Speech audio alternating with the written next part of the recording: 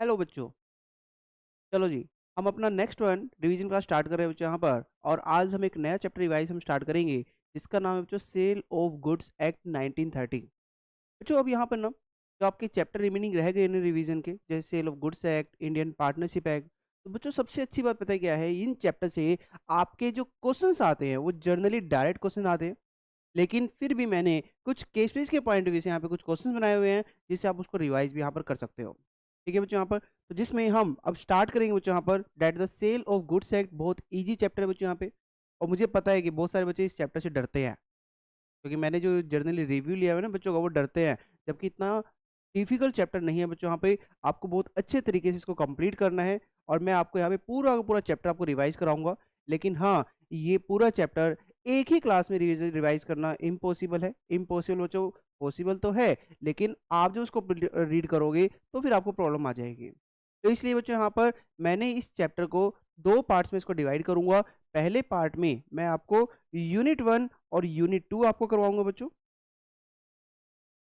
तो video number 1 में मैं आपको यूनिट 1 और यूनिट 2 आपको रिवाइज कराऊंगा बच्चों। एंड नेक्स्ट पार्ट में बच्चों यहाँ पे यूनिट 3 एंड यूनिट 4 आपकी रिवाइज होगी बच्चों। तो इसको हम 2 पोर्शन में रिवाइज करेंगे। और जिस पैटर्न में आपको मैं कराऊंगा बच्चों, उसी पैटर्न में इसको याद रखना, जिससे कि आपको एग्जाम टाइम में आप इस चैप्टर को बहुत अच्छे तरीके से कर सकते हो। ठीक है, और मैं साथ साथ आपको इसमें ये भी बताता रहूंगा कि एग्जाम के पॉइंट ऑफ व्यू से कौन सा टॉपिक सबसे ज़्यादा इंपॉर्टेंट है। ठीक है जी, यहाँ पे तो लेट्स स्टार्ट बच्चों यहाँ पे। तो सबसे पहले बच्चों आप चैप्टर का नाम देखो, यूनिट 1 जो आज हम करने वाले हैं। चैप्टर का नाम है that is the basis of the contract of sale. Second chapter बच्चों यहाँ पे that is the conditions and warranties. तो पहले हम इन्हीं चीज़ों को यहाँ पर लेंगे। तो आज मैं आपको सबसे पहले बच्चों यहाँ पे कॉन्ट्रैक्ट ऑफ सेल का बेसिक यहाँ पर लेकर चलूंगा कि कॉन्ट्रैक्ट ऑफ सेल में क्या क्या चीज़ें आपकी आती हैं। ठीक है यहाँ पे, तो ये है जी आपके आज का टारगेट, इस वीडियो का टारगेट कि हमें ये चैप्टर यहाँ पर कंप्लीट करना है, यूनिट हमें कंप्लीट करनी है। तो चलो जी आ जाओ। तो सबसे पहले मैं यहाँ पे लिख देता हूँ unit number 1 that is the contract of sale. Contract of sale, तो बच्चों कॉन्ट्रैक्ट ऑफ सेल क्या होता है? तो बहुत ऑब्वियस है बच्चों यहाँ पर। पहले हम चैप्टर का नाम देखो, यहाँ पे चैप्टर का नाम हमने क्या लिखा, that is the sale of goods act. Sale of goods act 1930। अगर आप इस चैप्टर का बच्चों पर्पस देखोगे ना, तो यहाँ पे नाम से पता चल रहा है that is the sale of goods. तो क्या मतलब लग रहा है sale of goods? Obviously goods को सेल करना। तो इस एक्ट का यही पर्पज है बच्चों यहाँ पे कि जो भी गुड्स को बनाएगा उस गुड्स को यहाँ पर सेल किया जाएगा। ठीक है, तो अगर मैं इसके इस एक्ट के ऑब्जेक्ट की अगर बात करता हूँ, तो इसका सिर्फ एक ही ऑब्जेक्ट है, टू सेल गुड्स। अब बच्चों जब कोई गुड्स को सेल किया जाता है तो हमारे माइंड में बहुत सारे क्वेश्चन आते हैं कि सर गुड्स क्या होता है, किस तरीके से सेल हो सकता है, क्या ऑन द स्पॉट ही सेल होना चाहिए, क्या फ्यूचर में हम बात कर सकते हैं, क्या मतलब फ्यूचर के लिए भी कॉन्टेक्ट कर सकते हैं, नहीं कर सकते हैं। क्लियर, पार्टी का नाम क्या होगा, बायर होगा, एक सेलर होगा, एजेंट भी कर सकता है, नहीं कर सकता है। और कब हम मानेंगे कि गुड्स दूसरे पर्सन का हो चुका है, कब उसको गुड्स का मतलब बहुत सारी जो क्वेश्चंस के बनते हैं ना बच्चों यहाँ पे, वही सब क्वेश्चंस के आंसर आपको इस सेल ऑफ गुड्स एक्ट के अंदर दिए गए हैं। और हमें उसी चीज को ही यहाँ पर हमें फॉलो करना पड़ेगा। लेकिन उससे पहले थोड़ा सा बेसिक आपको बताऊंगा बच्चों यहाँ पे कि ये जो सेल ऑफ गुड्स एक्ट है ये कहाँ से टॉपिक आया है, इसका ओरिजिन क्या है, तो ये हमें थोड़ा सा ध्यान से देखना बच्चों यहाँ पे। तो बच्चों जो सेल ऑफ गुड्स एक्ट है ना, ये पहले जो कवर होता था अर्लियर, ये पहले इंडियन कॉन्ट्रैक्ट एक्ट में कवर होता था बच्चों। इंडियन कॉन्ट्रैक्ट एक्ट 1872 में कवर किया जाता था। और उसमें जो इंडियन कॉन्ट्रैक्ट एक्ट में जो कवर होता था, इसके सेक्शन आते थे, सेक्शन 76 से 123 ये कवर करता था। इसका मतलब पहले कोई सेल ऑफ गुड्स एक्ट था ही नहीं। मतलब बिफोर 1930 अगर मैं बात करता हूँ तो उस टाइम सॉरी, तो उस टाइम पर ये जो कवर किया जाता था ये इंडियन कॉन्ट्रैक्ट एक्ट में कवर किया जाता था।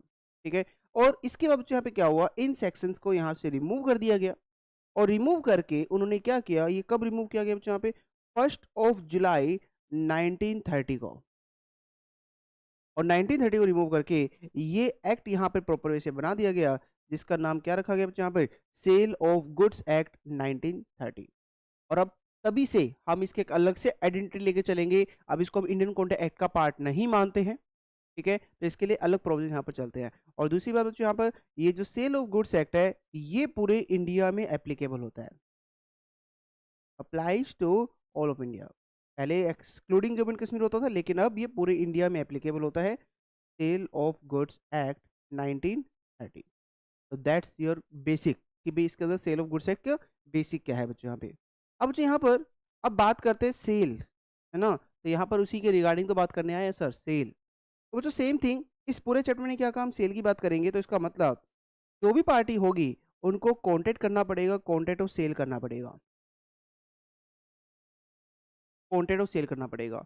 तो बच्चों सेल करने के लिए मुझे दो पार्टी चाहिएगी, एक पार्टी कौन होगी, बायर चाहिए, और एक पार्टी हमें सेलर चाहिए। ठीक है सर, दो पार्टी तो हमें चाहिए ही चाहिए, यहाँ पर बायर चाहिए और सेलर चाहिए। ठीक है, अब सबसे पहले बच्चों देख लेते हैं यहाँ पर इनके अकॉर्डिंग बायर किसको कहा जाएगा और सेलर किसको कहा जाएगा। लेकिन उससे भी पहले बच्चों मैं आपको यहाँ पर कॉन्ट्रैक्ट ऑफ सेल का मीनिंग बताता हूँ। तो बच्चों कॉन्ट्रैक्ट ऑफ सेल में ना जनरली यहाँ पे उन्होंने कहा जी दो चीज़ आती है, या तो सेल आता है या फिर इसके अंदर एग्रीमेंट टू सेल आता है। जब हम कॉन्ट्रैक्ट टू डेफिनेशंस की डेफिनेशन पढ़ते हैं तो इसमें दो चीज़ें आपकी कवर की जाती है, sale and agreement to sale. Captain बच्चों यहाँ पे, ठीक है। अब बच्चों यहाँ पे सेल का मतलब क्या हुआ, एग्रीमेंट टू सेल का मतलब क्या होगा, तो ध्यान सुना पॉइंट।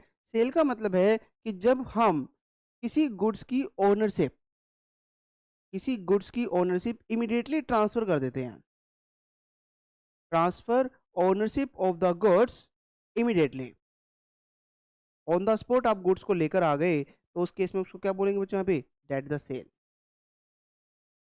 और एग्रीमेंट टू सेल बच्चों यहाँ पे कि भाई ओनरशिप जो दी जा रही है वो फ्यूचर में दी जा रही है, मतलब अभी स्टार्टिंग में तो क्या बन रहा है, at the time of contract उसको क्या बोल रहे हैं आप, उसको एग्रीमेंट टू सेल बोल रहे हैं, और बाद में हम उसको एग्रीमेंट टू सेल से उसको सेल में कन्वर्ट किया जा रहा है, उसको बाद में कन्वर्ट किया जा रहा है।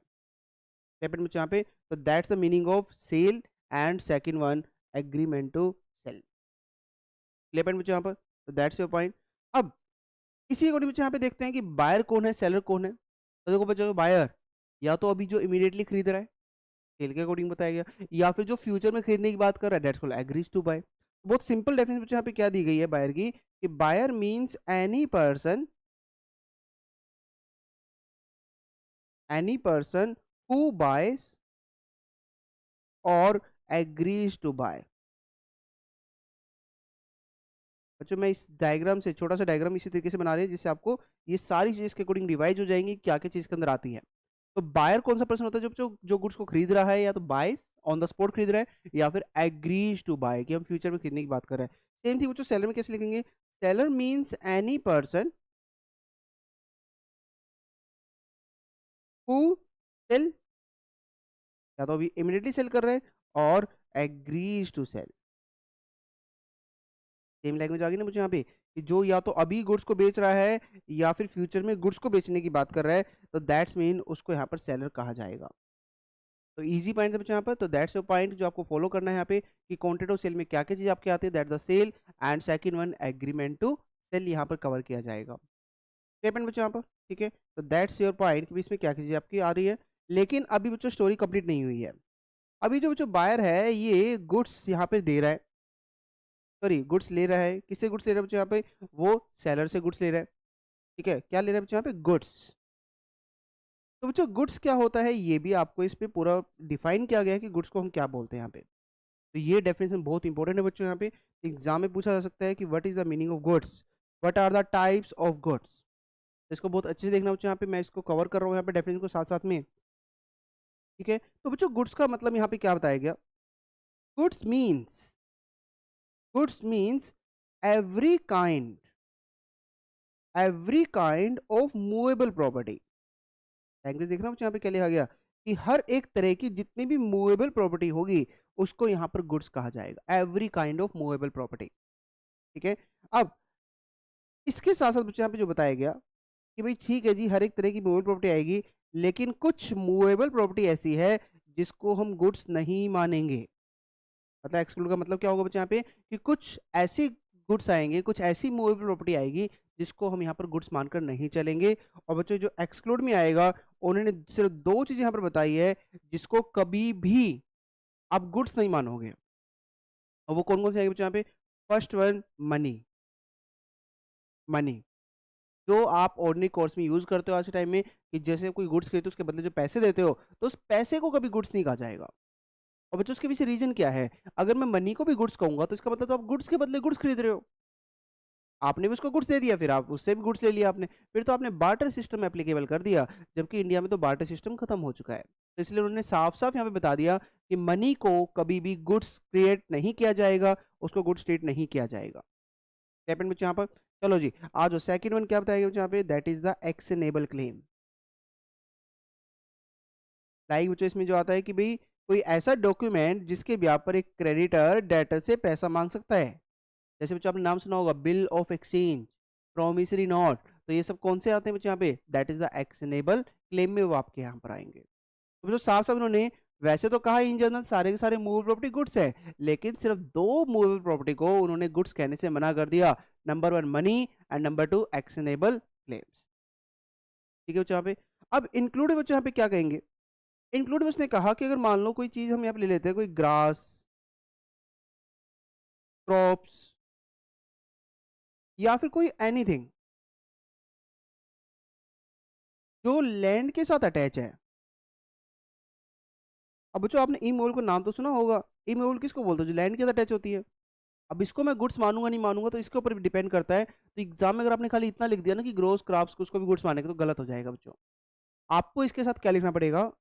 कि anything attach with the land plus जिसको कट कर दिया गया है serve before contract of sale. Sale करने से पहले जब उसको अलग कर दिया गया है ना, तो उसको फिर क्या माना जाएगा बच्चों यहाँ पे? That is the goods. तो ये वर्ड आपको वहाँ पर लिखना पड़ेगा कि गुड्स में क्या क्या चीज़ें आपकी आती हैं। ठीक है, तो बच्चों यहाँ पर एग्जैक्ट डेफिनेशन क्या कहती है वो हमने यहाँ पे लिख दिया कि goods means the every kind of movable property but exclude the money and actionable claim and include the grass crops and other things जो लैंड के साथ अटैच है, अर्थ के साथ अटैच है, but which was served before the contract of sale, जिसको पहले से ही अलग कर दिया गया था। क्लियर बच्चों यहाँ पर जिसको अलग पहले से कर दिया गया था। अब इसमें बच्चों यहाँ पर मैंने और भी पॉइंट यहाँ पर बताए हुए हैं, वो अपनी तरफ से इंटरप्रिटेशंस करके बताए हुए हैं।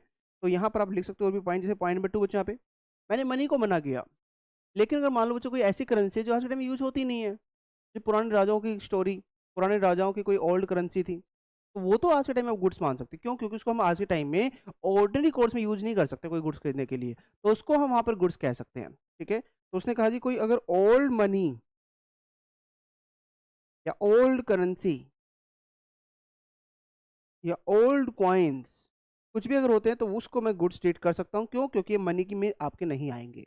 और क्या बच्चों यहाँ पे? थर्ड वन गुडविल, गुडविल को भी सेल कर सकते हो ना आप यहाँ पे बच्चों यहाँ पे। फोर्थ वन और क्या सेल कर सकते हैं? कॉपीराइट सुना होगा बच्चों आपने, उसको भी सेल किया जा सकता है। ट्रेडमार्क, इसको भी गुड्स की तरह ट्रीट किया जा सकता है। क्या बच्चों यहाँ पे? तो इसको भी यहाँ पे गुड्स हम ट्रीट कर सकते हैं। तो मैंने एग्जाम्पल यहाँ पर कुछ आपको दिए हुए हैं, बट ये डेफिनेशन में नहीं आते, ये उसकी इंटरप्रिटेशन से हम निकालते हैं कि उसका मतलब क्या हो सकता है। ठीक है बच्चों यहाँ पर, तो that's the meaning of goods कि गुड्स किसको कहा जाता है। ठीक है, तो देखो इसी डायग्राम से मैंने आपको क्या क्या बता दिया। कॉन्ट्रैक्ट ऑफ सेल किया जाएगा तो सेल और एग्रीमेंट टू सेल आ गया, बायर एंड सेलर आ गया। ठीक है, गुड्स क्या खरीदा गया है, यहाँ पर गुड्स लिया गया है, तो गुड्स में क्या क्या चीज़ आपके आएंगी वो हमने कर ली बात बच्चों यहाँ पे। अब बच्चों इसके बाद यहीं पर एक टॉपिक यहाँ पर आता है कि गुड्स कितने टाइप्स का होता है।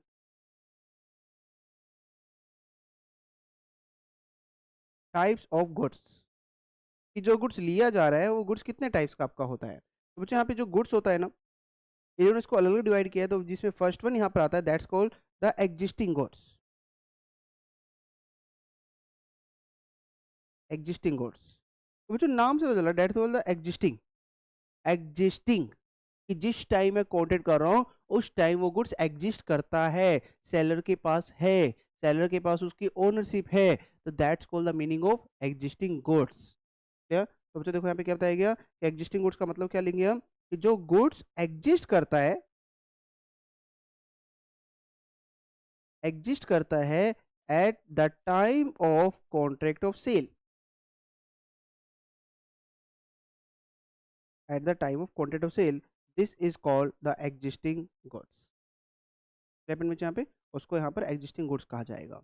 अब जो एग्जिस्टिंग गुड्स होता है, एग्जिस्टिंग गुड्स के भी उन्होंने टाइप्स बताए हैं। मतलब पॉइंट नंबर 1, अब जो यहाँ पे अगर एग्जिस्टिंग गुड्स की बात करते हैं, हो सकता है कि आप on the spot he goods को लेकर आ गए। मतलब बहुत सारा गुड्स रखा हुआ था, एग्जिस्टिंग गुड्स था, आपने उसमें से अपना गुड्स निकाला और लेकर आ गए। ठीक है। तो जहां बच्चों आप अपना गुड्स लेके आते हो ना, तो ऐसे गुड्स को कहा जाता है that's called the specific goods. This is called the specific goods. तो स्पेसिफिक गुड्स किसको बोलेंगे बच्चों, कि जब गुड्स को आप आइडेंटिफाई ऑन द स्पॉट करते हो और उस गुड्स को लॉट, जो बहुत सारा लॉट रखा हुआ है उसमें से सेपरेट कर देते हो, this is called the specific goods. तो बच्चों इस सब काम मैं किस टाइम कर रहा हूँ, यहाँ पे क्या लिखेंगे, at the time of contract of sale. At the time of contract of sale, और ये जरूर लिखना पड़ेगा बच्चों यहाँ पे आपको, at the time of contract of sale goods identified, goods को आइडेंटिफाई कर दिया गया है, एंड सेपरेटेड फ्रॉम लॉट, जिसको लॉट में से सेपरेट कर दिया गया है, तो that's your called the specific goods. Clear बच्चों यहाँ पे, कि जिसको हमने अलग वहां पे कर दिया है। पॉइंट पे बी बच्चों वहां पर आता है, अगर मान लो बच्चों अभी गुड्स को आपने अलग नहीं किया, आप सेलर ने क्या किया था, आपको सिर्फ सैंपल दिखाया कि सर ऐसा गुड्स आपको मिलेगा, आपने कहा ठीक है जी ये वाला गुड्स आप निकाल देना, ठीक है, और मेरे घर भिजवा देना। अभी उस टाइम पे तो देखो eight the time of quantity of sale goods आपने अलग नहीं किया, सिर्फ आइडेंटिफाई कैसे हुआ, बाय सैंपल हुआ है। तो जहां पे अभी गुड्स को अलग नहीं किया गया, देखो गुड्स उसके पास रखा तो था सेलर के पास, लेकिन उससे गुड्स को अलग नहीं करवाया आपके सामने, तो ऐसे गुड्स को कहा जाता है अनअसर्टेन गुड्स। ये भी एग्जिस्टिंग बच्चों यहाँ पे इसका ही पार्ट आएगा, लेकिन अनअसर्टेन गुड्स। अनअसर्टेन गुड्स कह सकते हो, या फिर इसका एक नाम और होता है बच्चों यहाँ पे जेनरिक गुड्स। Generic goods. और बच्चों इसमें यहाँ पे क्या बताया गया कि क्या क्या आएगा इसके अंदर, कि at the time of contract of cell,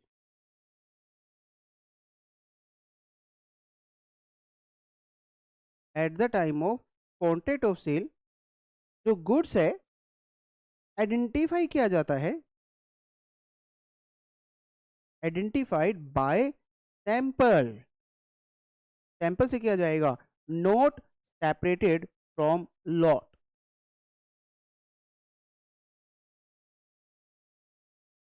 not separated from the Lord. This is called the unascertained words. Statement में यहाँ पे, ठीक है। तो यहाँ पे दोनों में डिफरेंस आपको समझ में आ रहा होगा, स्पेसिफिक में और अनसर्टेन में क्या है। अब बच्चों अगर मैं पॉइंट नंबर सी देखता हूँ ना, तो पॉइंट नंबर सी एक्चुअल में ना पॉइंट नंबर 2 के बाद ही वो आ रहा है आपका। जैसे अपने पॉइंट नंबर 2 बी क्या पढ़ा आपने, अनसर्टेन गुड्स पढ़ा, तो इसमें गुड्स को निकाला नहीं गया, तो इसके अकॉर्डिंग अब गुड्स को वो क्या करेगा सेलर, सैंपल वो देकर जा चुका है, अब उस सैंपल के अकॉर्डिंग गुड्स को अलग किया जाएगा, है ना। तो ऐसे गुड्स को हम क्या बोलेंगे, अनसर्टेन गुड्स।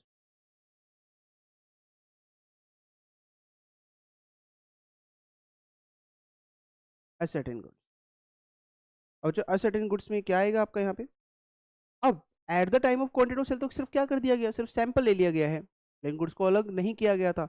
अब ये कब गुड्स को अलग किया जाएगा, बाद में, आफ्टर कॉन्ट्रैक्ट ऑफ सेल। आपको ये वर्ड समझ में आ रहा होगा बच्चों यहाँ पे, क्योंकि at the time of contract of sale तो गुड्स को अलग नहीं किया गया था, अगर उसी टाइम अलग कर देंगे तो वो तो स्पेसिफिक गुड्स बन जाएगा, और अगर नहीं किया होगा तो अनसर्टेन बन जाएगा। अब उस अनसर्टेन को मुझे असर्टेन में कन्वर्ट करना पड़ेगा। क्लियर में यहाँ पे, तो देखो यहाँ पे क्या बताया गया, after the contract of sale goods identified and separated from lot. अब वर्ड यहाँ पे जरूर लिखना पड़ेगा बच्चों यहाँ पे, अकॉर्डिंग टू सैंपल, जैसे आपने पॉइंट पर बी में किया, अकॉर्डिंग टू सैंपल उसको अलग करना पड़ेगा, लेकिन ये सारा काम कब हो रहा है बच्चों यहाँ पे, after, after the contract of sale ये अलग किया जा रहा है, तो this is called the ascertain goods. तो जब फर्स्ट वन मैंने आपको पॉइंट बता दिया कि एग्जिस्टिंग गुड्स क्या होता है, तो दैट इज जो गुड्स एग्जिस्ट करता था at the time of contract of sale, उसके 3 पार्ट मैंने लिए। स्पेसिफिक गुड्स, जब आप गुड्स को on the spot at the time of contract of sale ही गुड्स को आइडेंटिफाई कर लेते हो और सेपरेट कर देते हो, तो this is called the specific goods. Second आता है बच्चों यहाँ पे अनसर्टेन गुड्स, कि जिसमें आपने सिर्फ उसको आइडेंटिफाई किया था बाय सैंपल ओनली, ठीक है। एंड थर्ड वन बच्चों यहाँ पर आता है, that is the ascertain goods. तो असर्टेन में क्या आएगा बच्चों यहाँ पर, कि जहां पर after the contract sale goods को आइडेंटिफाई किया जाता है और सेपरेट किया जाता है from the lot according to the sample, उसको वहां पर आइडेंटिफाई किया जाता है। इजी बच्चों यहाँ पर, तो दैट्स योर पॉइंट जो हमने यहाँ पे कर लिया है। पॉइंट नंबर 2 बच्चों यहाँ पे, ये तो हमारे एग्जिस्टिंग गुड्स हो गए, और किस तरह के गुड्स होते हैं, तो पॉइंट नंबर 2 आता है बच्चों, that is the future goods. Future goods जो कई बार पता है क्या होता है, जो गुड्स होता है ना, आप एक सेलर की शॉप पे जाते हो, सेलर कहता है अभी आएगा गुड्स, मेरे पास 3 दिन में आने वाला है, अभी नहीं आ रहा है। आप कहते हो ठीक है, जब आएगा मेरे पास भिजवा देना। तो मतलब कॉन्ट्रैक्ट के वक्त, at the time of contract of sale, अभी गुड्स बना नहीं था, गुड्स उसके पोजीशन में था ही नहीं, गुड्स उसके ओनरशिप में था ही नहीं। बट फाइन, देखो अगर मैं यहाँ पे देखता हूँ ना, तो ये कुछ सिमिलर होता है अनसर्टेन गुड्स के। पर दोनों में मेन डिफरेंस क्या आता है? अनसर्टेन में गुड्स सेलर के पास था, लेकिन फिर भी वो 3 से 4 दिन में के बाद दे रहा था। और सेम थिंग फ्यूचर गुड्स में, गुड्स का पोजीशन उसके पास है ही नहीं, गुड्स की ओनरशिप उसके पास है ही नहीं, तो उसके बावजूद वो क्या बोल रहा है कि ठीक है 3-4 दिन के बाद आएगा तब मैं आपको गुड्स दे सकता हूँ। तो मतलब यहाँ पर कह सकते हो, ऐसे हम इसको लिख सकते हैं वर्ड पहले, कि at the time of contract of sale, at the time of contract of sale, goods not in position of seller, कि सेलर के पास अभी गुड्स है ही नहीं अभी, या तो ऐसे बोल सकते हैं हम यहाँ पे येट टू बी प्रोड्यूस्ड, या तो अभी वो गुड्स बनाना है, या येट टू बी मैन्युफैक्चर्ड।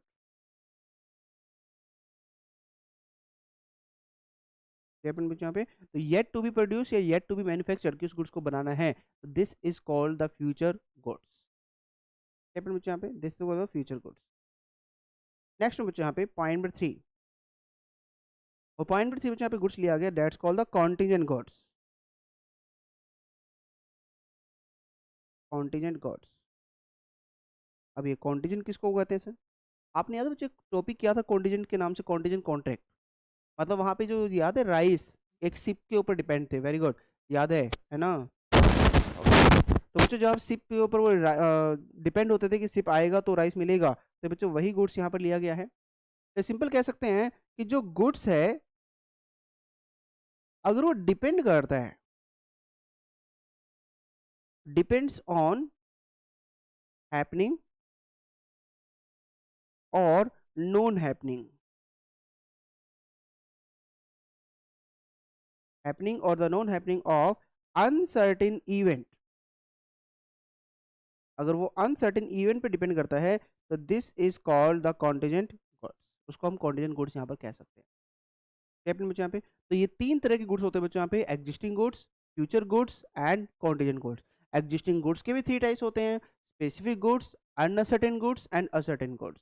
ठीक है जी यहाँ पे, तो ये सब आपको बच्चों यहाँ पे लर्न करना है, जो यहाँ पर बताया गया है कि गुड्स कितने टाइप्स का आपका होता है, गुड्स क्या होता है, ये मैंने आपको यहाँ पे बता दिया। ठीक है, तो पहली चीज बच्चों यहाँ पर, सेलर बायर को क्या देगा? गुड्स देगा। अब ये तो ठीक है जी, लेकिन सर इसके बदले प्राइस भी तो देना पड़ेगा। यस, प्राइस भी तो जाएगा, प्राइस। ठीक है जी, अब ये बच्चों प्राइस कैसे दिया जाएगा, इसके रिगार्डिंग भी बात कर लेते हैं। ठीक है जी यहाँ पे, तो बच्चों प्राइस में ना पहले तो याद रखना, क्या प्राइस का मतलब क्या है, कि जो भी कंसिडरेशन पे किया जा रहा है बायर की तरफ से, जो भी सेलर को कंसिडरेशन पे किया जा रहा है, दिस इज द प्राइस। अब प्राइस बच्चों 3 तरीके से दिया जा सकता है, या तो वो कहता है जी मनी की दे देते हैं, पूरी पूरी 100% मनी की फॉर्म में पे कर देते हैं, या फिर वो कहता है जी नहीं मनी में सारी नहीं दूंगा, या तो आप एक काम करो, गुड्स के बदले गुड्स ले लो, 100% आप उसको गुड्स के बदले क्या दे रहे हो, गुड्स दे रहे हो प्राइस में। या फिर आप कह रहे हो कि एक काम करते हैं सर, आप कुछ गुड्स ले लो, partly in money and partly in goods, मैं आपको कुछ अमाउंट गुड्स की फॉर्म में दे देता हूँ।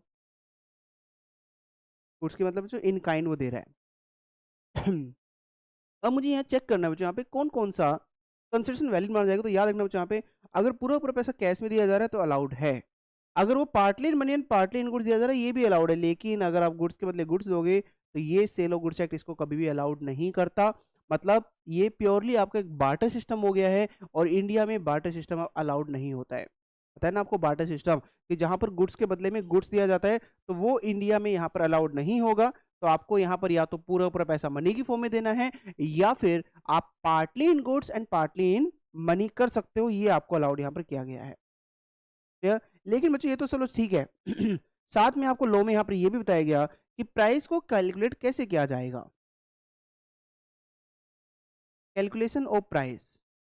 इंडिया में बच्चों यहाँ पे कई बार होता है कि भाई लोग क्या करते हैं, बायर क्या करते हैं, गुड्स ले जाता है, सेलर कहता है ठीक है जी प्राइस लगा लेंगे, बाद में पता चलता है जी प्राइस डिसाइड हो ही नहीं पा रहा, प्राइस डिसाइड कैसे किया जाए। क्लियर। तो उस केस में बच्चों यहाँ पर प्राइस किस तरीके से डिसाइड किया जाएगा उसको हम यहाँ देखते हैं। तो पॉइंट नंबर ए बच्चों यहाँ पे आता है कि सबसे पहले प्राइस को डिसाइड करो बाय म्यूचुअल कंसेंट। सबसे पहले म्यूचुअल कंसेंट से उसको डिसाइड किया जाएगा। अगर वो म्यूचुअल कंसेंट से डिसाइड हो जाता तो ठीक है, अगर नहीं होता तो वहां पर जो भी यूसेज है, मतलब जो भी मार्केट का प्राइस है उसके अकॉर्डिंग उसको लिया जाएगा। ठीक है, अगर तब भी नहीं होता है तो वहां पर फिर आप थर्ड पार्टी से करवा सकते हो, fix by third party. Third party आपको बताएगी कितना प्राइस वहां पर हो सकता है, that the fix by third party. अब बच्चों थर्ड पार्टी प्राइस बता सकते हैं कि यस, एक ऐसी थर्ड पार्टी जिसे दोनों को विश्वास है, दोनों को फेथ है कि भी हाँ, अगर थर्ड पार्टी बताएगी तो वो सही जेन्युइन बताएगी। लेकिन अगर थर्ड पार्टी बच्चों वहाँ पे प्राइस अगर बता देते हो तो ठीक है, लेकिन अगर उसको पार्टी को प्राइस बताने से रोका जा रहा है, प्रिवेंट, या तो उसको बाय रोक रहा है, सेलर रोक रहा है, तो याद रखना इसमें सिचुएशन ले रहा हूँ बच्चों यहाँ पे, अगर पार्टी को रोका जा रहा है या फिर कोई फॉल्ट किया जा रहा है, ठीक है, तो उस केस में जिस भी पार्टी ने फॉल्ट किया है, पार्टी इन फॉल्ट, चाहे वो बायर हो या सेलर हो, shall pay damages to the other party.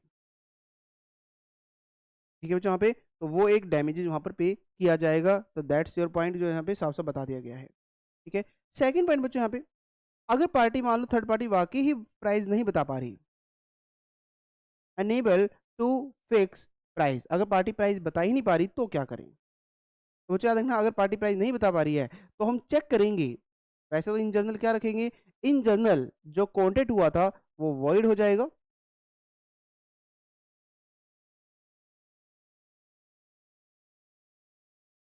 लेकिन if buyer has taken benefit, अगर बायर उस गुड्स का बेनिफिट ले चुका है, गुड्स तो वापस हो नहीं सकता बच्चों यहाँ पे, बेनिफिट ले चुका है, तो देन हम क्या बोलेंगे बच्चों यहाँ पे, अगर बायर बेनिफिट ले चुका है तो then reasonable price must pay. तो जो भी उसका एक रीजनेबल प्राइस होगा वो वहां पर पे करना पड़ेगा, it's compulsory, reasonable price must pay. That's your point बच्चों, पेमेंट में यहाँ पे। ठीक है, तो ये देखो मैंने एक ही कॉन्टेक्ट ऑफ सेल के अंदर क्या क्या चीज़ें आपको बता दी है कि कॉन्टेक्ट ऑफ सेल की डेफिनेशन से क्या क्या चीज़ें आपकी आती हैं। और बच्चों ये चैप्टर का बहुत बेसिक था जो आपको इसके अंदर लर्न करना है। ठीक है, रिवीजन के पॉइंट व्यू से मैंने आपको करवा दिया है, तो इसको बहुत अच्छे तरीके से लर्न करना है। ठीक है, तो एक बार हम फिर से रिवाइज करें तो हमने क्या क्या चीज़ें बताया, कुछ मैंने आपको गुड्स का मीनिंग बताया है, गुड्स कितने टाइप्स का होता है, प्राइस को किस तरीके से कैलकुलेट किया जाएगा, बायर कौन होता है, सेलर कौन होता है, कॉन्ट्रैक्ट ऑफ सेल का मतलब क्या होता है, तो ये सब हमने बच्चे यहाँ पे डिस्कस किया है। ठीक है, अब पढ़ते हैं बच्चों अपने नोट्स में यूनिट 1 में क्या क्या चीज़ें और आपकी आती हैं। तो बहुत ईजी है बच्चों यहाँ पर, तो ध्यान से देखना, इसमें बार बार मैं कह रहा हूँ ईजी चैप्टर है, टेंशन लेकर नहीं पढ़ना है इसको। ठीक है, तो बच्चों सबसे पहले अगर इसकी स्टोरी की रिगार्डिंग बात करते हैं तो स्टोरी आपको पूरी करने की रिक्वायरमेंट नहीं है, और एक स्टोरी में बच्चों चेंज कर लेना, यहाँ पर ये एक्सेप्ट वर्ड हटा देना, except the state of Jammu and Kashmir. ठीक है, अब आप जो वर्ड आप पढ़ोगे यहाँ पे क्या लिखोगे, this act extend to the whole of India, पूरे इंडिया पर एप्लीकेबल आपका होता है। ठीक है, और दूसरी चीज बच्चों इसमें जो आपको फॉलो करनी है, बस ये 1 जुलाई 1930, बस ये आपको फॉलो करना है, और कोई आपको एक्स्ट्रा चीज पढ़ने की रिक्वायरमेंट नहीं है इसके अंदर। ठीक है, तो बच्चों इसके बाद जो मेन यहाँ पर आता है दैट इज द डेफिनेशन, कि बायर किसको कहते हैं, सेलर किसको कहते हैं, तो ये मैं आपको बता चुका हूँ। Buyer means a person who buy और agrees to buy, seller means a person who sell और agrees to sell the goods, जो गुड्स को सेल करने की यहाँ पे बात की जाती है। ठीक है, नेक्स्ट बच्चों यहाँ पे मर्केंटाइल एजेंट किसको बोलते हैं, an agent having in the customary course of the business and authority, या तो सेल करने की अथॉरिटी है या फिर इसको कंसाइन करने की अथॉरिटी है, जिसको वहाँ पे अथॉरिटी दी गई है। ठीक है, यहाँ पे प्रॉपर्टी किसको बोलेंगे बच्चों, यहाँ पे प्रॉपर्टी का मतलब क्या है बच्चों, यहाँ पे प्रॉपर्टी का मतलब है ओनरशिप। याद है ना कि सेलर क्या करता था, अगर बायर को गुड्स दे रहा है तो ओनरशिप ट्रांसफर कर, इसको आप ओनरशिप भी कह सकते हो बच्चों, यहाँ पे राइट भी कह सकते हो। तो याद रखना उसके पास कौन सी ओनरशिप होनी चाहिए, जनरल ओनरशिप होनी चाहिए, स्पेशल नहीं होनी चाहिए। स्पेशल में किसको बोलेंगे बच्चों, यहाँ पे स्पेशल में सिर्फ एक ही केस आपका आएगा, that the pledge, that the pledge. ठीक है, इंसॉल्वेंट तो सिंपल है बच्चों, यहाँ पे पढ़ लोगे हम। फिर यहाँ पे बच्चों मेन आता है गुड्स किसको बोलते हैं, तो देखो गुड्स में क्या लिखा गया, every kind of movable property, और देखो मैंने यहाँ पे इसको एक्सक्लूड करके बता दिया क्या क्या चीज़ एक्सक्लूड होंगी। Number 1 actionable claim, number 2 money, और लॉ में तो सिर्फ 2 ही लिखे गए बच्चों यहाँ पे, लेकिन मैंने थर्ड अपनी तरफ से आपको इंटरप्रेट करके दिया, that is the immovable property. क्योंकि ऑब्वियस ऊपर वर्ड के लिया गया था, every kind of movable property यहाँ पर कवर की जाएंगी। ठीक है, इसमें क्या क्या चीज़ आएंगी बच्चों? It includes the stock and shares, और क्या आएगा बच्चों यहाँ पे? ग्रोइंग क्रॉप्स, ग्रास और things attach to the land. ये पूरी एक लाइन बच्चों, ये हटा देना वर्ड। ठीक है, तो that's called forming part of land but which was agree to be sold before sale. यहाँ पे और क्या आएगा यहाँ पे? Rare old and anti coins, goods like patent, copyright, trademark, goodwill, licence, water, gas, electricity. तो ये सब चीज़ें यहाँ पे कवर की जाएंगी यहाँ पे। फिर बच्चों हमने इसके बाद एग्जिस्टिंग गुड्स पढ़ लिया। टाइप्स ऑफ गुड्स कितने टाइप्स का होता है। ठीक है, फ्यूचर गुड्स मैंने आपको बता दिया क्या होता है। कॉन्टीजेंट गुड्स बता दिया आपको क्या होता है, पढ़ सकते हो बच्चे यहाँ पे। कॉन्ट्रैक्ट ऑफ सेल क्या होता है बच्चों? ये भी हम पढ़ चुके हैं। That is a contract where by the seller transfers और agrees to transfer the property in goods for a price. ठीक है, और बच्चों यहाँ पर इस टॉपिक को इंपॉर्टेंट मार्क कर लेना, एग्जाम में क्वेश्चन पूछा जा चुका है। Define contract of sale and explain its essentials of the contract of sale. तो उसके इसेंशियल्स को यहाँ पे डिफाइन करो, तो वो मैंने आपको यहाँ पे प्रॉपर वे से बता रहा हूँ बच्चों यहाँ पे। तो ये वाले सारे पॉइंट हम पढ़ चुके हैं। 2 पार्टी होनी चाहिए, गुड्स होना चाहिए, प्रॉपर्टी ट्रांसफर होनी चाहिए, प्राइस होना चाहिए, और जो भी इंडियन कॉन्ट्रैक्ट के इसेंशियल पढ़े थे वो भी सारे कंप्लीट होने चाहिए। ठीक है, sale and agreement to sale में डिफरेंस क्या होता है बच्चों? ये भी हम पढ़ चुके हैं। जो इमीडिएटली किया जाता है, एक दूसरा क्या पढ़ा हमने? जो फ्यूचर में किया जाएगा, जो एग्रीमेंट टू सेल है। बच्चे यहाँ पे डिफरेंस ईजी है बच्चे, यहाँ पे आप कर सकते हो यहाँ पर। अब बच्चे यहाँ पर सेल एंड बेलमेंट का डिफरेंस अभी देखेंगे, पहले बाकी पॉइंट हम देख लेते हैं। ठीक है, तो ये सेल एंड बेलमेंट का देखना है। सेल एंड हायर परचेज में डिफरेंस क्या है ये देखना है बच्चों, यहाँ पर हम देखेंगे यहाँ पर पॉइंट। ठीक है, ये भी देखेंगे। मेन आता है बच्चों प्राइस का, जो इसके अंदर दिया गया है, प्राइस कैसे कैलकुलेट किया जाएगा। तो ये भी मैंने आपको पूरा करवा दिया बच्चों यहाँ पे, प्राइस कैसे दिया जाएगा। तो प्राइस का मतलब क्या होता है बच्चों यहाँ पे? That is the money consideration for the sale of goods. पढ़ा था ना भी मनी कंसिडरेशन। हाँ, partly in kind and partly in goods, वो हो सकता है, मतलब partly in kind partly in money sorry हो सकता है, या फिर 100% मनी हो सकता है, बट पूरा पूरा है तो गुड्स नहीं हो सकता, या फिर आप विदाउट मनी नहीं कर सकते यहाँ पे। ठीक है, तो देखो यहाँ पे लिखा गया no sale can take place without a price, always paid in money. Clear point बच्चे यहाँ पे। ठीक है, प्राइस कैसे फिक्स किया जाएगा? या तो पार्टी खुद फिक्स कर लेगी eight the time of contract, या फिर नहीं किया जाएगा तो एक मैनर प्रोवाइड किया जाएगा किस तरीके से कैलकुलेट किया जाएगा, या फिर मार्केट्स के थ्रू देखा जाएगा, पढ़ा ना भी यहाँ पे, या फिर fix by third party. Third party के लिए मैंने यहाँ पे बताया गया बच्चों, यहाँ पे एग्जाम में पूछ सकता है आपसे। तो where the third party is not willing और unable to fix the price, तो goods have not been deliver to the buyer, तो कॉन्ट्रैक्ट क्या हो जाएगा? वाइड हो जाएगा। लेकिन third party is not willing and but goods already deliver हो चुका है बायर को, और बायर उसका बेनिफिट भी ले चुका है, तो फिर तो भैया एक रीजनेबल प्राइस पे करना पड़ेगा। और तीसरा क्या बताया मैंने को? प्रिवेंटेड, अगर पार्टी को रोका जा रहा है for valuing the price as a result of the, कौन कर रहा है? तो फॉल्ट ऑफ सेलर है या फॉल्ट ऑफ बायर है, तो जो भी पार्टी इन फॉल्ट है is liable to pay damages to the other party, वो दूसरी पार्टी को डैमेज पे करने के लिए वहां पे लाइबल रहेगी।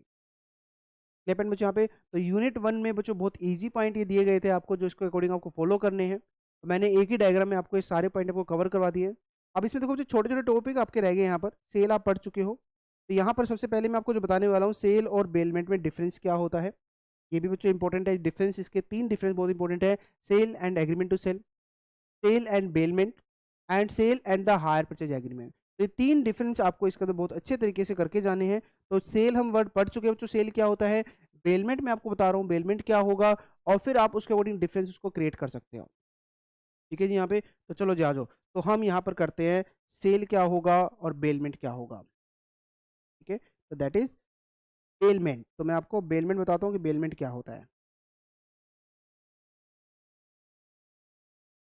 What is the meaning of bailment? बच्चों देखो बेलमेंट में क्या होता है, अगर आप मान लो मेरे फ्रेंड हो और आप मुझे कहते हो कि यार तुम ना अपनी मुझे कार दे दो, मुझे 2 दिन के लिए बाहर जाना है, ट्रिप पर जाना है, मैंने कहा ठीक है ले जाओ। मुझे बताओ मैंने क्या उसको गुड्स की ओनरशिप दी है? जबकि सेल में तो ओनरशिप देते थे, मैंने यहाँ पे उसको ओनरशिप नहीं दी। ओनर जो है कार का, वो क्या कर रहा है, वो अपना गुड्स किसी दूसरे पर्सन को दे रहा है, लेकिन सिर्फ यूज करने के लिए दे रहा है, ना कि उसको बेचने के लिए दे रहा है। तो दैट्स मीन, तो यहाँ पर वो गुड्स का सिर्फ क्या ट्रांसफर कर रहा है? Transfer position, not ownership. Payment की बात करो जो सेल की बात नहीं कर रहा हूँ, सेल में तो ओनरशिप दी जाती है। ट्रांसफर पोजीशन नॉट ओनरशिप, ये क्या कहता है जी? मुझे एक पर्पज के लिए यूज करना है, ठीक है जी, स्पेसिफिक पर्पज यहाँ बता दिया गया कि मुझे बाहर घूमने जाना है, मुझे ट्रिप पर जाना है, मैं ठीक है जी ले लो। और नेक्स्ट में यहाँ पे क्या कहा गया कि जब ये पर्पज कंप्लीट हो जाएगा, आफ्टर कंप्लीटिंग पर्पस,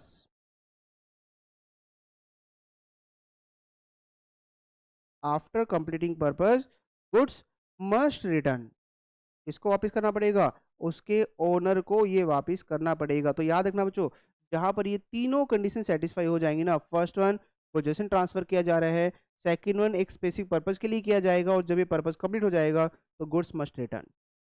ठीक है जी। यहाँ पे अब किसका गुड्स था बच्चों, वो ओनर का गुड्स है। ओनर मतलब वही जिसका भी गुड्स होगा वो। तो बच्चों यहाँ पर ना अगर ऐसे कोई कॉन्टेक्ट किया जाता है ना, तो इस पार्टी को नाम दिया जाएगा दैट्स कॉल्ड द बेलर। इस पार्टी को बोला जाएगा दैट्स कॉल्ड द बेली। ये पढ़ा था ना मैंने, बेलर एंड बेली। क्लियर। और दूसरी बात बच्चों, यहाँ पे जब ये बेली गुड्स को लेकर जा रहा है तो बेलर से कहता है कि प्राइस बता दो, तो वो कहता है जी कोई प्राइस नहीं लगेगा, या हो सकता है वो कहता है जी प्राइस लगेगा। मतलब यहाँ पे जरूरी नहीं है कि विद कंसिडरेशन हो विदाउट कंसिडरेशन हो। ठीक है। तो देखो जो कितने सारे डिफरेंस मैंने आपको बता दिए। पेलमेंट का मीनिंग, सेल का मीनिंग। सेल में पार्टी को नाम क्या बोलते हैं, बायर एंड सेलर, यहाँ क्या बोलते हैं, बेलर एंड बेली। सेल में प्राइस होना रिक्वायर्ड है, बेलमेंट में प्राइस होना रिक्वायर्ड नहीं है। ठीक है। सेल में बायर अपनी मर्जी से गुड्स को किसी भी तरीके से यूज कर सकता है, बेलमेंट में बेली के ऊपर रिस्ट्रिक्शन है, जिस पर्पज के लिए लिया है सिर्फ उसी पर्पज के लिए यूज करेगा, किसी और पर्पज के लिए नहीं करेगा। बायर को वहां गुड्स देने की रिक्वायरमेंट नहीं है बाद में, बट यहाँ पे बेली को गुड्स रिटर्न करने की रिक्वायरमेंट है। आगे ना बच्चों यहाँ पे, तो ये एक एग्जाम्पल इसके रिगार्डिंग याद रखना, जिससे आपको पूरा पूरा टॉपिक यहाँ पे कवर हो जाएगा। तो देखो ये सारे डिफरेंस मैंने आपको बता दिए, सेलर बायर। ठीक है। सेलर होता है जी, बायर होता है, बेलर होता है, बेली होता है। पढ़ लिया नहीं हमने। ओनरशिप ट्रांसफर हो जाएगी यहाँ पर, वहाँ पे ओनरशिप नहीं, सिर्फ ओनली पोजेशन ट्रांसफर किया जाएगा। और क्या पढ़ा बच्चों आपने। ठीक है। ये तो हो गया इमीडिएटली। गुड्स यहाँ पे रिटर्न करने की रिक्वायरमेंट नहीं है, बट यहाँ पे पर्पज कंप्लीट होने के बाद गुड्स मस्ट रिटर्न। ठीक है। यहाँ प्राइस होना चाहिए, बट यहाँ पे वो ग्रेजुएस होता है बच्चों विदाउट कंसिडरेशन, नॉन ग्रेजुएस होता है, sorry gratuitous with consideration and non gratuitous. ठीक है जी। यहाँ पे तो दैट इज, तो यहाँ पे इसका मीनिंग आप लिखोगे, फ्री ऑफ कॉस्ट भी हो सकता है, या फिर उसके पैसे, उससे उसके बदले पैसे भी लिए जा सकते हैं यहाँ पे। ठीक है। ग्रेजुएट मतलब कोई समाज सेवा आप कर रहे हो। ठीक है। यहाँ पे बच्चों बायर अपनी मर्जी से गुड्स किसी चीज़ भी यूज़ कर सकता है, उसकी मर्जी अकॉर्डिंग टू चॉइस, बट यहाँ पर ऐसा नहीं है। जो भी उसने टर्म्स बताए थे ना, मैं किस पर्पज़ के लिए ले रहा हूँ, सिर्फ उसी पर्पज़ के लिए यूज़ करेगा, किसी और पर्पज़ के लिए नहीं करेगा। ठीक है। नेक्स्ट बच्चों यहाँ पे sale and contract for the work and labour. बच्चों ये पूरा टॉपिक आपको नॉर्मली करना नहीं है, एग्जाम के लिए पूछा भी नहीं जाता, बट एक जनरल पॉइंट आपसे पूछना चाहता हूँ। क्या अफसोस मैं आपको पढ़ा रहा हूँ बच्चों यहाँ पे, कि आपको प्रॉपर वैसे लो आपको करवा रहा हूँ, तो ये मेरा एक स्किल है, पर्सनल स्किल, क्या मैं इसको सेल कर सकता हूँ क्या। देखो इसको सेल करना नहीं होता, इसको प्रोवाइड करना होता है। तो याद रखना, इस केस में मैं यहाँ पर ये वाला स्किल आपको सेल नहीं कर सकता, तो इसका मतलब ये चीज़ें सेल ऑफ गुड्स एक्ट में कवर नहीं होंगी। ठीक है। तो यहाँ पे साफ साफ उन्होंने यहाँ पे बता दिया कि जो स्किल है कैन नॉट ट्रांसफर, स्किल को आप ट्रांसफर नहीं कर सकते, ये साफ साफ उसने बता दिया बच्चों यहाँ पे, इसको आप ट्रांसफर नहीं कर पाओगे। That's your point. क्लियर बच्चों यहाँ पर। ठीक है। तो इतना ही बस आपको याद रखना है। अब बच्चों इसके बाद नेक्स्ट वन आता है जी, हायर परचेज क्या होता है। तो बच्चों हायर परचेज, अब ध्यान सुनना कि इसमें डिफरेंस यहाँ पर बताया गया है, और ये भी बहुत इंपॉर्टेंट टॉपिक है। सेल वर्ड पढ़ चुके हैं, हायर परचेज बताता हूँ कि हायर परचेज में क्या क्या चीज़ें आपकी आती हैं।